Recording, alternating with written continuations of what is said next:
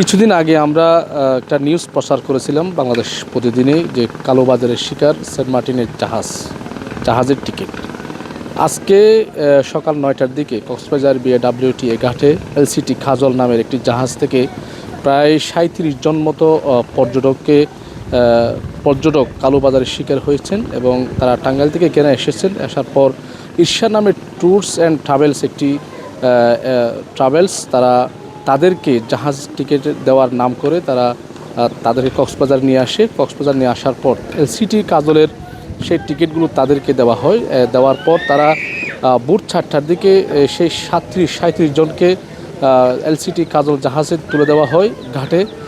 তুলে দেওয়ার পর ৯টায় যখন জাহাজ এখানকার যে দায়িত্বরত কর্মকর্তারা ছিলেন বিএডব্লিউটিএ নির্বাহী ম্যাজিস্ট্রেট ট্যুরিস্ট পুলিশ থেকে শুরু করে যারা দায়িত্বরত আছেন, তারা যখন চেক করছেন যে এলসিটি জাহাজে আগে থেকে কোনো পর্যটক আছে কিনা, তখন তারা দেখতে পায় যে ৩৭ জন মতো টাঙ্গাইলের পর্যটক অর্থাৎ সেন্ট মার্টিনগামী ৩৭ জন পর্যটক তারা সেখানে দেখতে পায় এবং তাদের যে টিকিট সেগুলো নির্বাহী ম্যাজিস্ট্রেট যখন স্ক্যানার দিয়ে চেক করে তখন সেগুলোর যে নকল সেগুলো তখন ধরা পড়ে। এটা বলেন অপরাধ কিনা, কথা বেশি বলেও না আপনি এটা বলেন অপরাধ কিনা, বলেন অপরাধ না?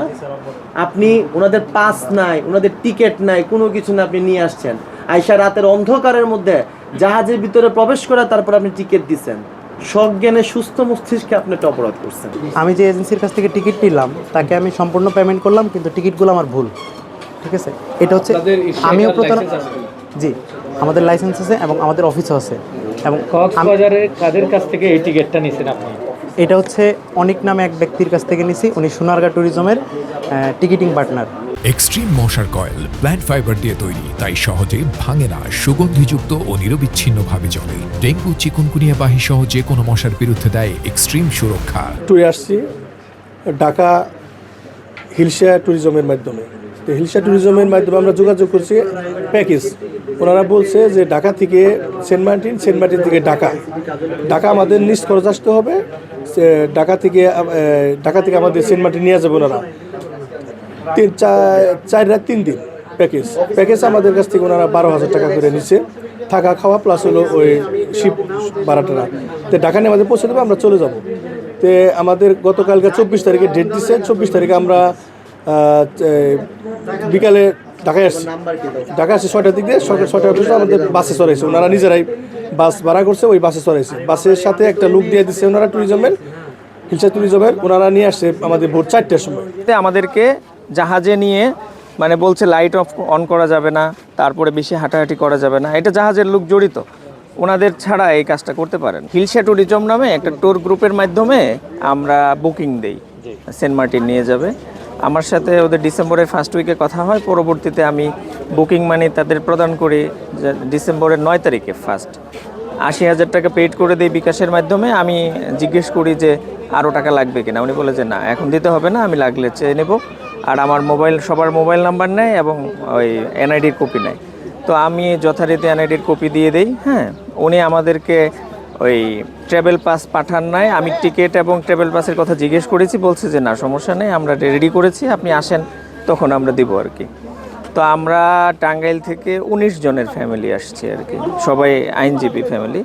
তো আমরা আসলাম, আমরা ঢাকাতেও ঘোরাইছে আমাদের অনেক।